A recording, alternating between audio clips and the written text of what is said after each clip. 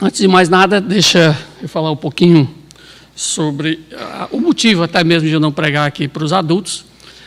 Foi muito interessante, alguns anos atrás, quando eu fui contratado por essa igreja, que eles vieram falar comigo e eu disse para eles: olha, é melhor vocês irem atrás de um pastor que possa ajudar o pastor Mauro quando ele não puder pregar, porque o meu púlpito não é de adultos, o meu púlpito é de criança.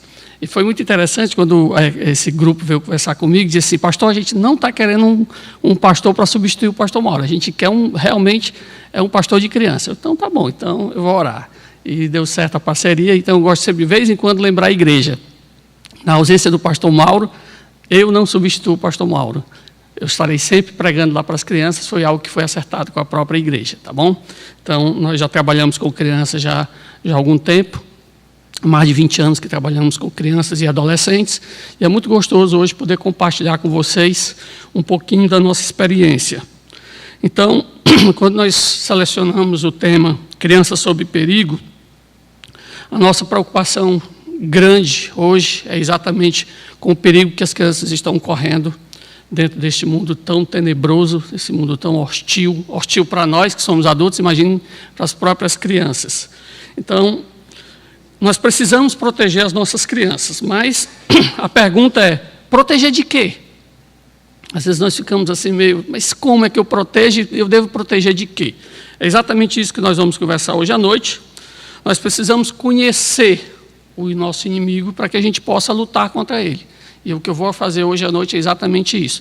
Só que eu quero ver um texto com vocês que se encontra lá no livro de Ezequiel. Então eu queria que vocês abrissem suas Bíblias lá em Ezequiel, capítulo 9.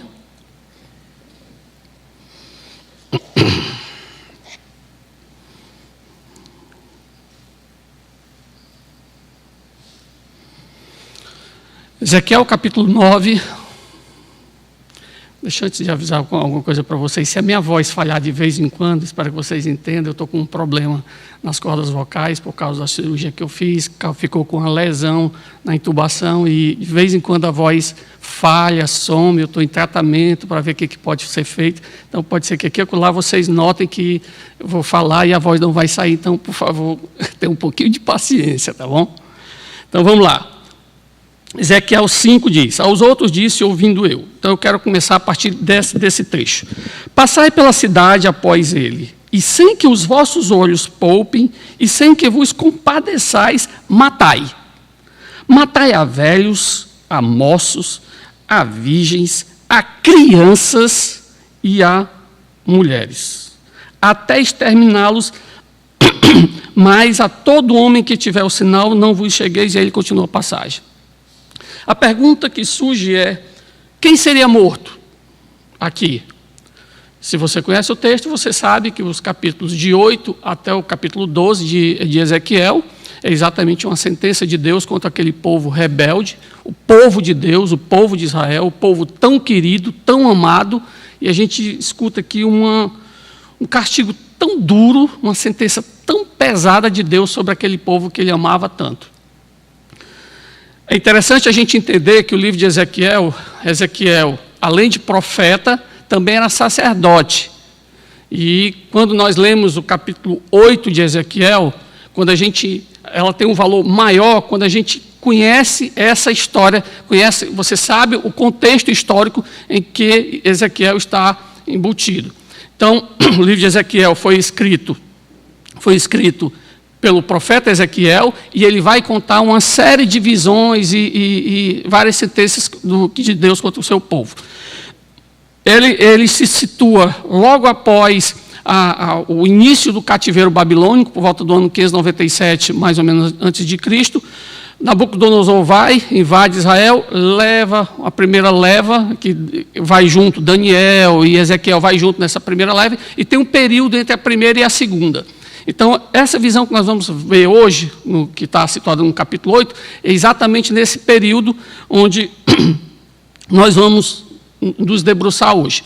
Eu não vou entrar em detalhes do texto, não é a nossa proposta é falar de crianças. Você diz, mas o que o livro de Ezequiel tem a ver com criança? É isso que nós vamos tentar entender. Então, eu quero ver com vocês quais são os motivos para Deus estar tão irado com aquele povo. Então, vamos voltar um pouquinho. Eu comecei a mensagem de trás para frente. Primeiro a gente viu o castigo, né? Então, o castigo é duro. Deus mandou matar. Mata homem, mata mulher, mata as virgens, mata as crianças. Eita, Deus estava mesmo irado com aquele povo, não estava? Estava, mas por que será que Deus estava tão irado? Então, vamos voltar agora, um capítulo antes, capítulo 8, até o versículo 4 diz: no 6º ano, no 6º mês, nos 5 dias do mês, estando eu sentado na minha casa, e os anciãos de Judá, assentados diante de mim, sucedeu que ali a mão do Senhor Deus caiu sobre mim. Olhei e eis uma figura como de fogo, desde os seus lombos e daí para baixo era fogo, e dos seus lombos para cima como um resplendor de metal brilhante. Estendeu ela dali uma semelhança de mão e me tocou pelos cachos da cabeça. O Espírito me levou entre a terra e o céu, e me levou a Jerusalém em visões de Deus, até a entrada da porta do pátio de dentro, que olha para o norte, onde estava colocada a imagem dos ciúmes que provoca o ciúme de Deus. Muito bem, então a mensagem aqui, nós temos Ezequiel levado em visão para Jerusalém. Então, lembra, ele tinha sido levado cativo lá para a Babilônia, estava na Babilônia, mas Deus resolve mostrar para Ezequiel o motivo da ira dele com relação ao povo dele. E Deus leva ele em visão e vai mostrar essas visões para Ezequiel. Então, temos aqui o primeiro motivo da ira de Deus nos versículos 5 e 6, quando ele diz: ele me disse, filho do homem, levanta agora os olhos para o norte. Levantei os olhos para lá, e eis que do lado norte, à porta do altar, estava esta imagem dos ciúmes à entrada. Disse-me ainda, filho do homem, vê o que eles estão fazendo? As grandes abominações que a casa de Israel faz aqui, para que me afaste do meu santuário. Então, veja que Deus aponta aqui a primeira falha, o primeiro motivo da ira dele. Então, o primeiro motivo que nós temos aqui é idolatria. Então, na entrada da porta estava colocada a imagem de ciúmes. Que imagem é essa? Muito possivelmente seja uma deusa que era adorada pelos cananeus, chamada Azira.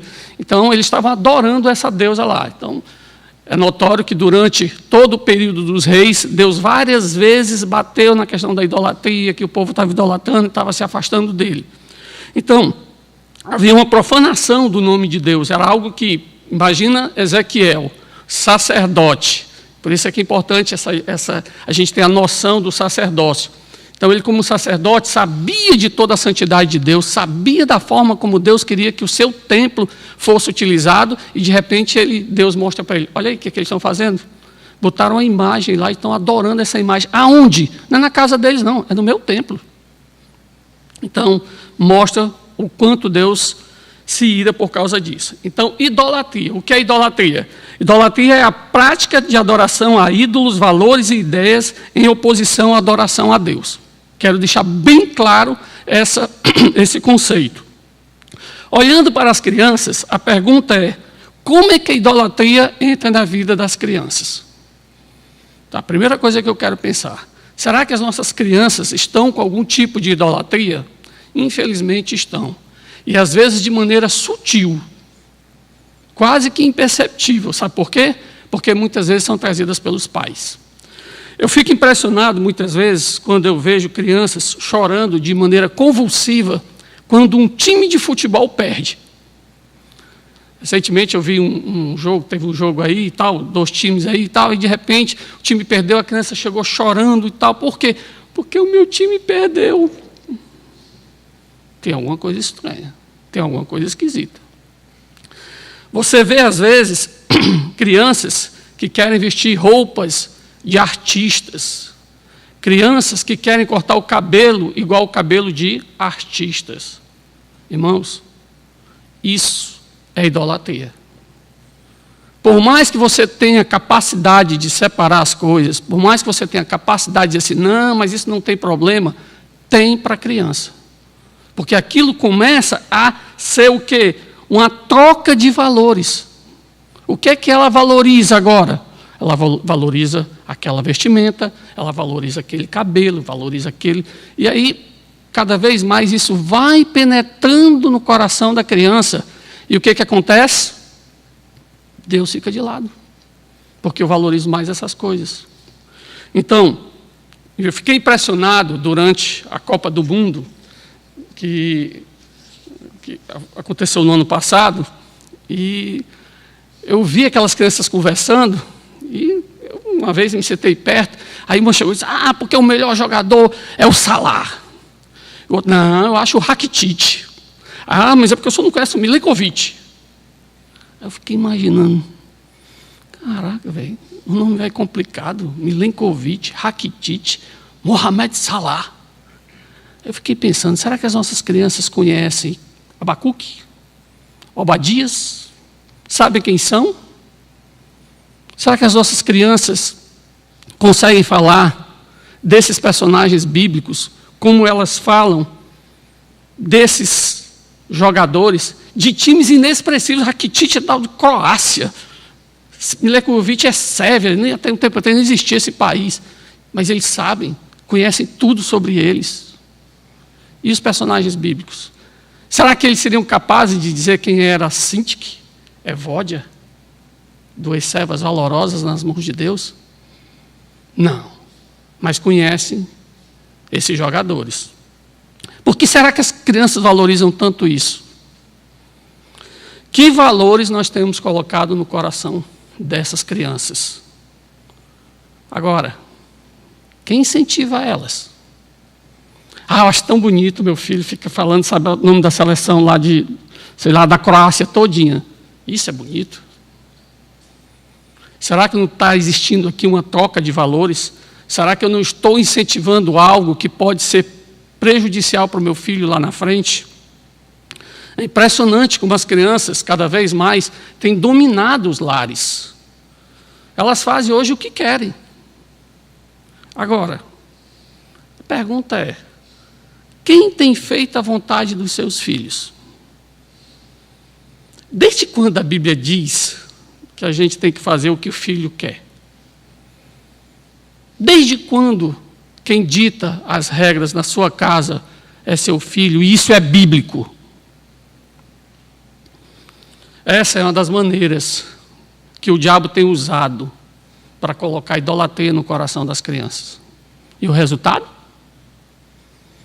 Deus odeia isso. Recentemente tinha um conjunto musical aí, BTS, é isso? É alguma coisa parecida. Coreano. Eu fiquei impressionado. Todas as crianças conheciam, cantavam essas músicas. Eu disse, caraca, eu não sei nem o que é Coreia. E os meninos conseguiam cantar essas músicas coreanas. O que a gente tem permitido que os nossos filhos acessem, tenham conhecimento e curtam e acham que isso é bom? Será que a gente não está dando veneno para os nossos filhos? Lembra do que Deus diz: passai pela cidade, e sem que os vossos olhos poupem, e sem que vos compadeçais, matai. É isso que Deus diz. Segundo motivo para a ira de Deus, versículos de 7 a 13, ainda no capítulo 8, diz: Ele me levou à porta do átrio, olhei, e eis que havia um buraco na parede. Então ele me disse: Filho do homem, cava naquela parede. Cavei na parede, e eis que havia uma porta. Disse-me: Entra e vê as terríveis abominações que eles fazem aqui. Entrei e vi. Eis toda forma de répteis, de animais abomináveis, de todos os ídolos da casa de Israel, pintados na parede em todo o redor. 70 homens dos anciões da casa de Israel, com Jezanias, filho de Safã, que se achava no meio deles. Estavam em pé diante das pinturas, tendo cada um na mão o seu incensário, e subiu o aroma da nuvem de incenso. Então me disse: Viste, filho do homem, o que os anciãos da casa de Israel fazem nas trevas, cada um nas suas câmaras, pintadas de imagens? Que coisa terrível. O que é isso aqui? 70 homens, líderes de Israel, em câmaras pintadas de répteis e animais abomináveis, realizando cultos místicos, onde só o iniciado podia entrar. E lá era controlada as forças da natureza. O que é isso? Hoje, nós conhecemos muito bem isso como as famosas sociedades secretas. O que é uma sociedade secreta? Uma associação de iniciados que tenham acesso a certos mistérios e conhecimentos que, segundo seus membros e líderes, não devem ser compartilhados com as demais pessoas. Isso é uma sociedade secreta. Se você for olhar no dicionário, é isso aí. As crianças cada vez mais estão se envolvendo com essas mazelas. Talvez fizesse um teste rápido com você, não precisa levantar a mão, não quero constranger ninguém, mas você sabe o que é Wicca? Você sabe o que é Cabala? Você sabe o que são crianças cristais? Você sabe o que é emo? Você sabe o que são crianças índigo? Poderia falar muita coisa sobre cada um deles, mas eu pincelei aqui 2, que eu fiquei impressionado. As crianças índigo são a geração atual que está nascendo, e a maioria daqueles que têm 8 anos ou menos, o próprio nome indica a cor da vida que eles têm em sua aura, e é indicativo do chakra do terceiro olho, que representa intuição e habilidade psíquicas. Não para aí, não. Essas crianças geralmente são rebeldes à autoridade, são contestadoras, extremamente emotivas e, algumas vezes, fisicamente sensíveis e frágeis. As crianças índigo são aquelas que vieram para elevar a vibração do nosso planeta. As crianças têm acesso a essas informações. Elas sabem disso. Recentemente, eu li um site do Púlpito Cristão, um artigo que tinha, não sei se vocês já ouviram falar, Desafio do Charlie. Não sei quantos de vocês já ouviram. Mas olha só o que aconteceu. Em diversos casos foram relatadas possessões coletivas entre os adolescentes. O caso de maior transtorno para os educadores aconteceu em Manaus, onde alunos passaram mal após invocar o espírito Charlie, inspirados pelos vídeos publicados nas redes sociais por pessoas de todas as partes do mundo. Isso aconteceu no Brasil, em Manaus. As meninas começaram a desmaiar, ter convulsões. Os pequenos do 1º ao 6º ano começaram a se enforcar e se bater. E aí continua o artigo. Para minha curiosidade, fui perguntar para minhas filhas. Vocês conhecem esse tal desafio Charlie? Sim, pai. Os meninos fazem muito lá no colégio. Hã? É, pai. Os meninos vão lá e às vezes vão lá para o banheiro e ficam fazendo o desafio do Charlie. Ah, é? O que o seu filho tem lido ultimamente? Geralmente essas coisas vêm de artigos da internet, de livros que colegas levam para a escola, de revistinhas. Uma vez, conversando com um pastor, e ele disse, rapaz, eu tive uma decepção muito grande com a minha filha. Uma filha de 10 anos, ele estava estudando em casa e esqueceu a Bíblia e tal, pediu, ô filha, me arranja sua Bíblia aí, por favor. Aí disse, rapaz, só tem a Bíblia que eu levo para a igreja. Serve, me dê aí. Aí ele levou. Quando ele abriu dentro da Bíblia, o que é que tinha lá? Uma revistinha, ensinando como ser bruxa. Era o que a meninazinha estava lendo nas horas do culto. Como se tornar uma bruxa. O que seu filho anda vendo na TV? O que seu filho anda vendo na internet? Material tem aí vasto. Se tem alguns, eu poderia citar aqui vários, acho que talvez aí Mauro. Depois um dia a gente vai fazer uma escola dominical só com essas mazelas. Você conhece o dia a dia do seu filho? Você tem acompanhado o seu filho? Com quem ele anda? Quais são os seus gostos pessoais? Certa vez, as minhas filhas, logo quando elas foram para o colégio, aí começaram a crescer, começou aquela onda de pai, eu posso ir para a casa das minhas amigas e tal, aquela história tudinho. Lá em casa sempre foi proibido. Eu disse, não, mas você pode convidar elas para ir para a nossa casa. Ah, pai, elas vão lá para casa? 9h da manhã, domingo. Como, pai? A gente passa e leva elas para a igreja. É minha casa. Elas frequentando a minha casa, elas têm liberdade para irem aonde eu moro. Mas a minha casa é a igreja. E foi interessante que nós começamos a trazer algumas, duas se converteram e tudo. Mas, às vezes, a gente tem essa história de aceitar, e aí volta aquela a velha frase que eu disse antes, os filhos fazem o que querem. Ah, porque ele quer ir na casa do fulano. Sim, e daí? Ele querer significa que ele pode? Não. Você sabe quem é aquela família? Sabe o que é que eles fazem? Sabe como é a vida deles? O problema é que, mais uma vez, as crianças mandam, as crianças dão o tom. Aí chega, vem cheio de mazela, cheio de coisa, a gente não sabe o que foi. Menino, tu aprendeu isso aonde? Pode ser que as minhas filhas sejam diferentes dos filhos de vocês, mas as minhas filhas, por mais que eu ensine, por mais que eu discipline, só precisa de 2 minutos com qualquer pessoa que faça algo diferente do que a gente faz para elas aprenderem. Eu levo, às vezes, semanas, meses para ensinar uma coisa para minha filha, mas parece que elas são automáticas a aprender o que não presta. E em 2 minutos ela chega, é um palavreado diferente, é uma coisa... E vocês aprenderam isso aonde? Vocês nunca ouviram isso na igreja, não ouviram em lugar nenhum? Que marmota é essa? Pai, a fulana de tal diz. Caraca, como é que pode? 2 minutos que vocês passaram com ela, vocês já saíram desse jeito?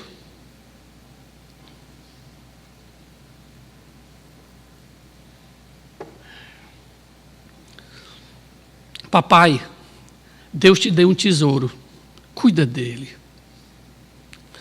Terceiro motivo para a ira de Deus, vamos voltar para Ezequiel 8, versos 14 e 15, diz assim: levou-me à entrada da porta da casa do Senhor, que está do lado norte, e eis que estavam ali mulheres assentadas chorando a Tamuz.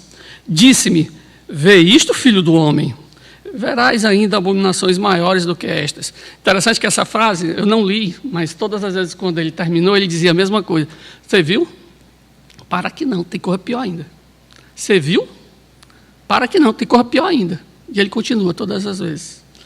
Então, ao prestar o culto a Tamuz, ou chorar por Tamuz, que é a mesma coisa, as mulheres se despiam e praticavam o que era conhecido como prostituição sagrada. O culto a Tamuz também era envolvido com grandes orgias sexuais, homem com homem, mulher com mulher, e crianças envolvidas também nesses rituais, e era um negócio terrível. Nos dias de hoje, infelizmente, a imoralidade está cada vez mais presente no cotidiano das crianças.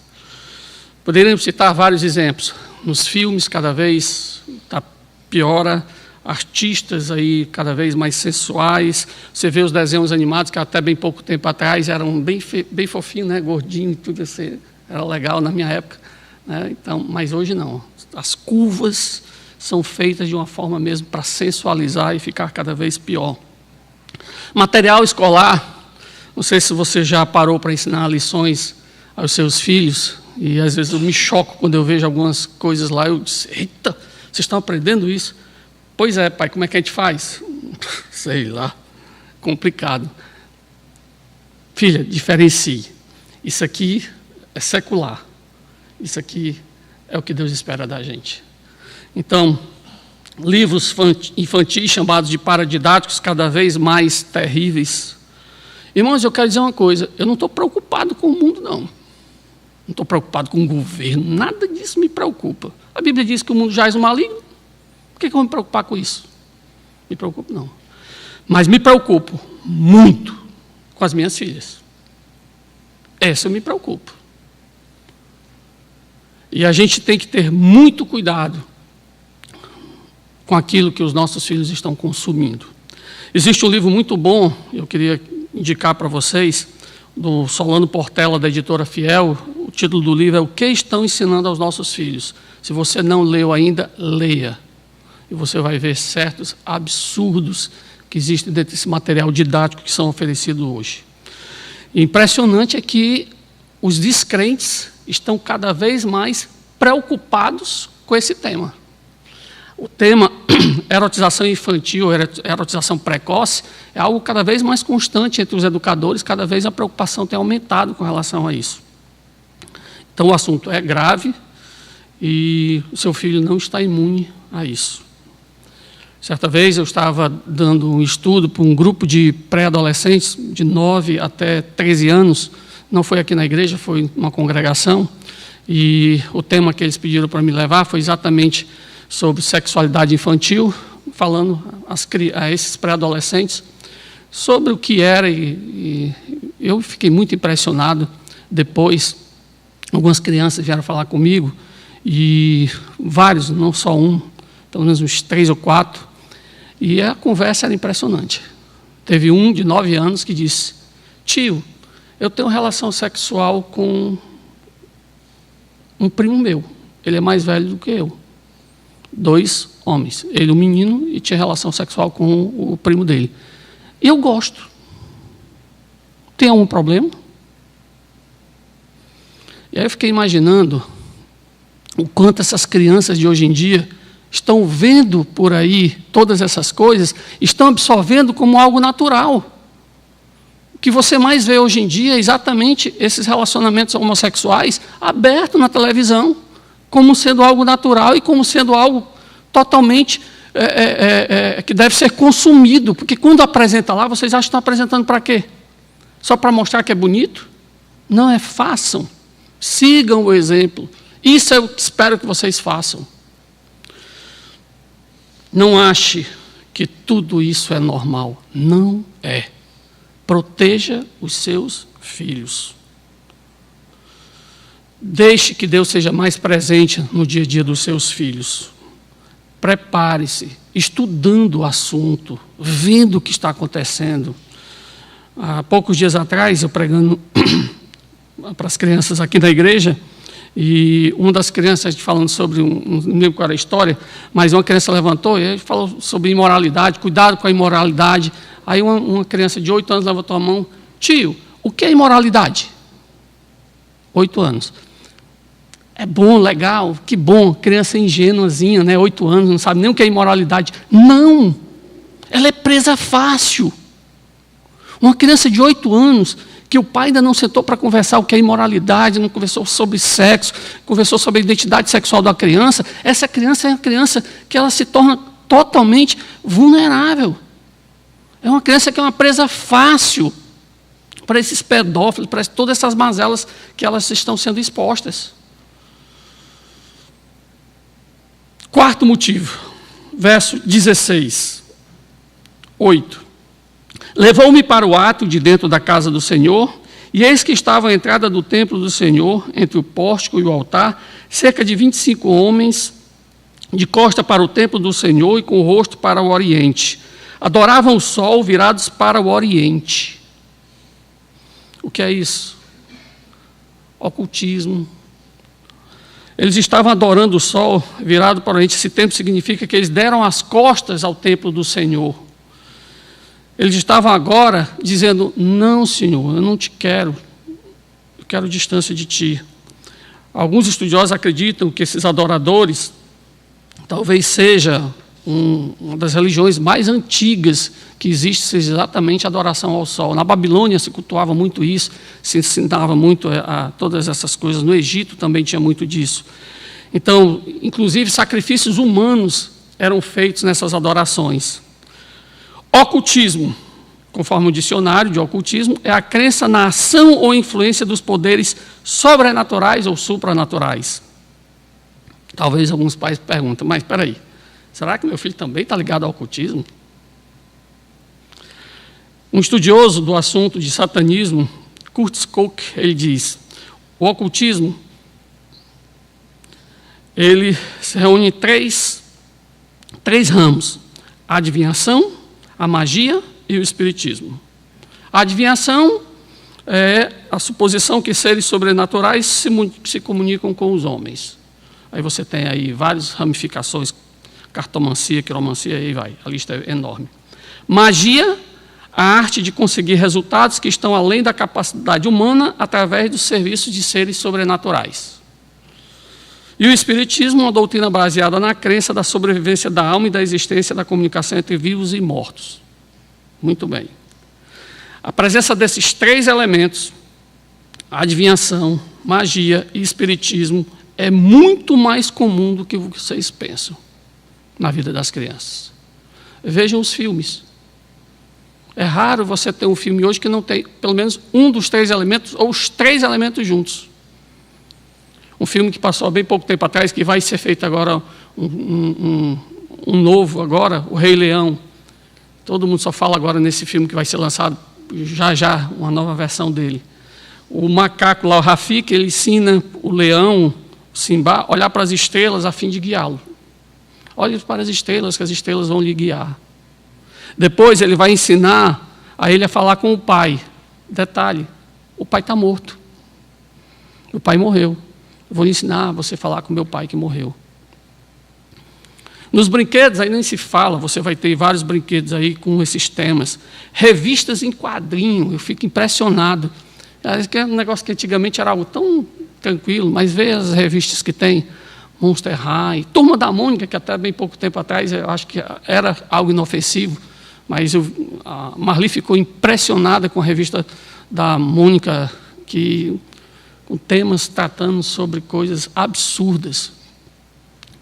Então, pergunte ao seu filho sobre esses desenhos, mas fique sentado para ouvir o que eles vão dizer, se é que eles leem.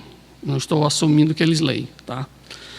Tem um artigo muito interessante, o ICP, o Instituto Cristão de Pesquisa, ele tem um artigo chamado Brinquedos. Será que temos razão para suspeitar de algo tão inofensivo? Artigo interessantíssimo. Leiam esse artigo se vocês tiverem tem acesso a esse artigo através da internet, tem lá. Agora, se os adultos estão enfeitiçados cada vez mais por essa enxurrada de lixo chamada entretenimento, imagine as crianças. Está na hora de vocês serem mais criteriosos com aquilo que você permite que o seu filho assista, veja, brinque. Cuidado. Cuidado na hora de comprar brinquedos, cuidado na hora de programas, todas essas coisas. Não pense que é algo muito infantil. Ah, mas isso não tem problema. Talvez tenha mais do que o que você pensa. Muito cuidado com essas coisas. E por último, versículo 17, ele diz: então me disse, vês, filho do homem, acaso é coisa de pouca monta para a casa de Judá o fazerem eles as abominações que fazem aqui, para que ainda encham de violência a terra e tornem a irritar-me? Eis aí a chegar o ramo ao seu nariz. O que é isso? Os homens estão cheirando um pedaço de pau lá, no arbusto, não sei o que é exatamente. O que significa isso?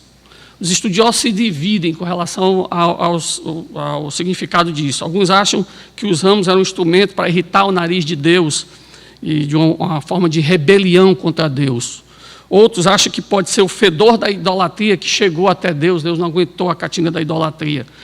Outros acham que é um cheiro doce para aqueles homens, mas fedor para Deus. Outros acham que o propósito era acordar os deuses com o cheiro para ouvir as orações. Então tem essas várias possibilidades, ninguém sabe exatamente o que é. Mas, seja como for, uma coisa todos os estudiosos concordam. Isso é superstição. Todos eles concordam nisso. Então, o que é superstição? É a crença sem base na razão ou no conhecimento que leva a criar falsas obrigações e temer coisas inócuas e depositar confiança em coisas absurdas, sem nenhuma relação racional entre os fatos e as supostas causas a eles associados. Isso é superstição. Muito bem. E a superstição infantil, como é que entra nessa história? As formas mais comuns, infelizmente, são coisas até meio bobinhas, mas isso é prejudicial à criança. O ursinho que protege na hora de dormir. Filhinho, você está com medo? Pega o ursinho. Dorme com o ursinho, abraçado com o ursinho. Que história é essa? Abraçado com o ursinho? É isso que ela vai proteger ela? Brinquedos que ajudam na alimentação. Filho, vamos comer, o filho está com dificuldade de se alimentar, olha o brinquedinho e tal, não sei o quê. Dormir com a Bíblia do lado. Ah, porque o meu filho é crente, mas ele só dorme com a Bíblia do lado porque ele tem medo. Que é isso? A Bíblia virou um amuleto? Poderia citar vários outros.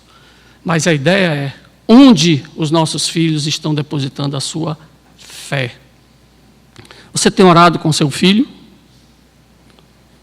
Você sabe quais são os seus medos? Há algum tempo atrás eu estava com uma criança, né, não é daqui da igreja não, e a mãe, ele pequenininho, e ele tem medo de balão. Ele não consegue ver um balão. Por favor, não encoste o balão perto dele, não, que ele se treme todinho. Eu disse, eu posso ter um tempo com ele? Disse, pode, mas não leve balão perto dele, não. Tá bom. Peguei um balão, enchi d'água. Aí, sem ele ver, eu comecei a jogar água por trás, brincando. Ele se assustava com aquela água. Ele disse, quer brincar comigo? Ele disse, quero. Pega aqui, essa aqui é a minha arma. Tu tem que acertar em mim, vamos ver se tu acerta. Ele pegou o balão e começou a jogar água em mim, Daqui a pouco ele estava brincando com o balão, estourando o balão, e cadê todo o medo que aquela criança tinha com o balão? O problema, muitas vezes, nos falta tempo com os nossos filhos, para brincarmos com os nossos filhos, para ouvirmos os nossos filhos, para sabermos o que é que ele tem medo, por que é que ele tem medo, e ajudá-lo. Muitas crianças se sentem só. Estão na casa, às vezes, cheia de irmão, com papai e mamãe, mas é mesmo que está só, porque o papai está no celular, a mamãe está na internet, está na televisão, o papai trabalha, não sei o quê, e a criança se sente só. Esse é o problema. Então, eu quero encerrar. A luta é grande, o ataque vem de todos os lados, e a pergunta é, o que fazer? Eu quero encerrar com 5 sugestões para vocês.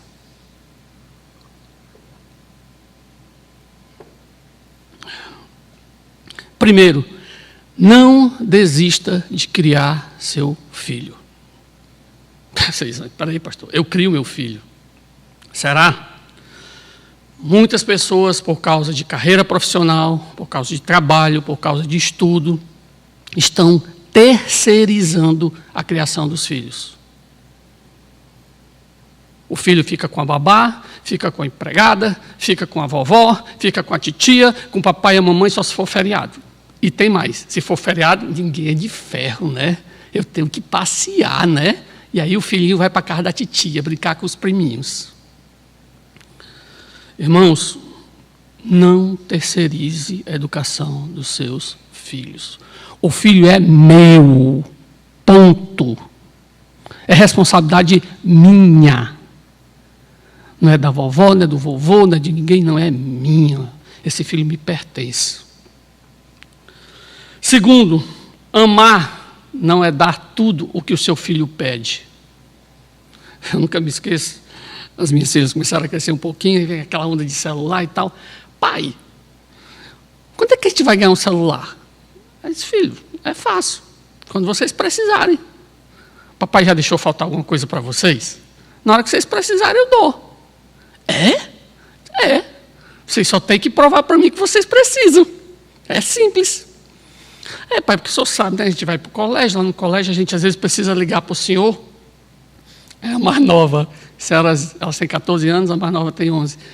Não, por isso não, porque a gente pode ir na coordenação e ligar de lá. Obrigado. Sim, próximo. Pai, mas quando a gente vai para a casa da vovó? A vovó tem telefone. Não dá. Parece que vocês não estão precisando ainda. Elas têm 14 anos e não têm celular. Não sentem falta, não precisam, não choram, não esperneiam, não fazem a menor questão. Por quê? Porque nós precisamos, o papai tem, a mamãe tem, ou então onde elas estão, tem. Amar não é dar tudo o que o seu filho quer. Terceiro, não se instrui sem presença. Não tem jeito. Nós precisamos de pais mais presentes na vida dos filhos. Eu sei que a vida é corrida, eu sei que não é fácil, é complicado, cada vez mais o tempo da gente, quando você menos espera, o dia acabou e aquele desespero todo, mas não tem jeito. Não se cria filho sem estar presente. Agora, por favor, não é só presença física, tá? Presença completa. Eu passei o dia com meu filho. Foi mesmo, que bom, como é que foi? Ele ficou lá no quarto, brincando, eu fiquei lá no computador, fazendo minhas coisas. Você não passou o dia com seu filho. Você passou o dia com o computador, você passou o dia com qualquer troço, menos com seu filho. Então, essa história de apenas a presença física, isso não resolve nada. Nada. Nunca me esqueço de ilustração que eu vi algum tempo atrás, de uma criança que chegar para o pai e perguntar: pai, conta uma hora de trabalho seu. Ah, filho, é caro. É muito caro. Olha, o trabalho meu custa... Aí disse lá o valor. Aí, pronto, passou-se algumas semanas, o filho veio com um cofrezinho, aí entregou para o pai. Pai, está aqui para o senhor. Aí disse: que é isso, menino? Eu quero uma hora sua. Eu juntei todas as minhas economias para isso. Quantos filhos mendigam a presença dos pais? Uma hora sua com ele. Quando foi a última vez que você brincou com seu filho, se divertiu com ele e se esbaldou? Quando foi a última vez? Uma das coisas que eu nunca me esqueço era que as meninas, quando pequenas, sempre tinha aquela história de televisão, que televisão é uma praga e tal. Eu nunca fui contra a televisão e tudo. Para mim, não, graças a Deus, não tive problema. Eu respeito quem tem problema com televisão, com criança, assiste televisão, eu respeito isso. Mas era muito engraçado que eu nunca perdi para a televisão. Porque se elas queriam assistir televisão, eu disse assim: tá bom, quem quiser assistir televisão pode ir. O papai vai lá para o navio de guerra. Navio de guerra? Aí todo mundo saía atrás. O que o papai está aprontando? Aí eu ia para uma rede e botava, ficava balançando a rede. Ah, navio de guerra, vai afundar. Passávamos a manhã todinha brincando de navio de guerra, dentro de uma rede. Nunca perdi para a televisão. Nunca. Toda vida eu inventava uma coisa diferente. Papai vai para a fazenda. Fazenda, papai? O que é isso? Vem comigo, vocês verem, com a fazenda do papai é mó barato. Quem quer ir para a fazenda? Aí brincava de fazenda. O que era fazenda? Cada um fazia o papel de um bicho. Eu começava a inventar uma história e no meio entrava os bichos e elas faziam o sinal dos bichos. E era um barato, a gente papocava de rir. Passava a tarde todinha com as minhas filhas curtindo, brincando, se divertindo. Nunca sentiram falta de televisão. Nunca sentiram necessidade. Vamos assistir um filme? Vamos, tem a televisão lá. Fica num quarto lá, isolado lá. Vamos, galera, assistir? Vamos, vai todo mundo junto, a gente assiste junto, termina, desliga, vamos fazer outra coisa. Estamos sempre juntos. Tempo. Nossos filhos precisam do nosso tempo. Tempo, não só da presença física. Quarto, nunca abandone a educação cristã no lar. Deuteronômio 5, de 6 a 8, o que é que Moisés diz lá para o povo? Ensina os teus filhos andando, caminhando para cima e para baixo, onde você for, leve, eles têm que aprender a palavra de Deus. Devocional, culto doméstico, atividades bíblicas no lar, estudo bíblico. Poxa, tanta coisa a gente tem para fazer durante a semana de Bíblia com os nossos filhos. E aí, os meninos estão lá largados. E o que a gente está fazendo com eles? Nada, perdendo tempo. Os meninos são doidos pelos heróis da Marvel e não conhecem os valentes de Davi. A primeira vez que eu contei a história dos valentes de Davi para as minhas filhas, elas ficaram impressionadas. Pai, isso é mais do que um super-herói. Eu disse: meu filho, você é agarrado com a lança, você matar 300 homens, que a lança fica pregada na mão. Não tem nenhum desses heróis da Marvel que consiga isso. Elas ficavam encantadas com a história. Os filhos de vocês conhecem os valentes de Davi? Eu contei para elas quando ela era pequena, acho que eu já não lembro mais não. Eu vou contar de novo qualquer dia desse. Mas é um barato. Seus filhos curtem Paulo, Davi, Daniel, os amigos de Daniel lá na fornalha. Aquilo é melhor do que aquele quarteto fantástico. Os 3 dentro de uma fornalha pegando fogo e não se queima. As crianças vibram com essas histórias, elas são apaixonadas por essa história. Mas, infelizmente, elas não escutam.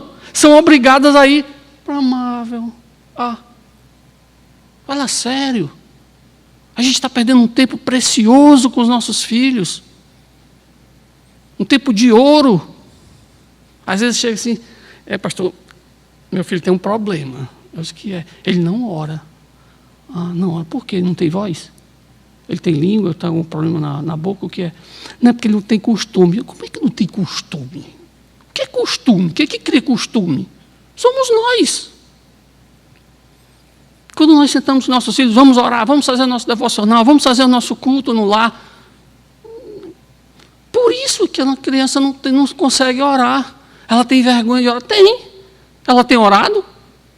Você tem forçado ela a orar? Às vezes eu fico impressionado com crianças que chegam lá nos juniores, que já viveram no lar cristão, nasceram no lar cristão. A gente, vamos abrir a Bíblia em Gênesis. Tia, onde é que é? Hã? Não sabe o que é Gênesis? O que vocês estão ensinando para os filhos de vocês? A Bíblia virou o quê? Um livro lá só de enfeite, para ficar na entrada da casa, para trazer bons fluidos? É isso? É um livro de enfeite? Quinto e última sugestão. Resgate a autoridade de pai. É impressionante como cada vez mais eu tenho visto alguns pais com dificuldade com os filhos. É porque, você sabe, né, pastor? O meu filho não tem jeito. Ele não vai fazer. Olha assim, pronto, estou falando com a rainha da Inglaterra. Quem manda é ela. É o poder máximo. Você vê que no Brasil nem rainha tem, mas é o presidente. Quer dizer que ele não faz, não tem jeito. Não tem perigo de ele fazer. Eu disse, e aí, como é que fica? Um troço vai desse tamanho. Manda, quando crescer, chibata nos pais. Peia. É o único jeito. É ele quem manda. Ele diz, eu conheço uma criança, não é daqui da igreja não, mas ele diz o cardápio. De manhã, papai, mamãe, eu quero comer isso hoje. Aí, nós estamos pensando em ir lá para casa. Não, mãe, vamos não. Não estou a fim de ir hoje não. E eu fico olhando, isso que pode, cara. Estou assim desse tamanho. Ele é quem manda, o pai desse tamanho. A mãe, outra gigante, e o menino é quem manda. Como é isso? Irmãos, isso é sério, parece brincadeira. Mas isso entristece muito a Deus. A autoridade é sua. Nós temos 3 maneiras de fazer um filho obedecer. Qual é a primeira? Fala. Eu uso bem pouquinho. Fala. Diz, filho, faça. A segunda, eu uso um pouquinho mais. Castigo. E a terceira, bíblica. Vara. O que vocês querem mais do que isso? Essa eu uso muito. Dou o maior valor a ela. Sim, qual é o problema? Não é ensinado pela Bíblia? Não foi a Bíblia que mandou? Vocês vão chorar depois. Nunca me esqueço, algum tempo atrás, há poucos meses, aí o meu irmão, que não é crente, quer dizer que teu pai bate em vocês, é? As meninas olharam para eles. Não, papai nunca bateu na gente. Aí ele olhou assim para mim, ué, tu não fala em disciplina, não fala que tem que usar a vara, e não toca nas tuas filhas, né? Você fez a pergunta errada, faça a pergunta certa para elas. Como é? Diga para eles o que é que eu faço com vocês. Não, papai não bate na gente, o papai disciplina a gente. Não foi eu que disse, não, foi elas que disseram. Elas entendem que aquilo ali é em amor, que aquilo ali tem um papel importantíssimo na formação e no caráter delas. Seu filho entende que quando você disciplina ele com a vara, ele está sendo lá disciplinado e não açoitado. Não. O problema é a forma. A gente tem que resgatar a autoridade do papai e da mamãe. Eu quero encerrar Salmos, capítulo 127.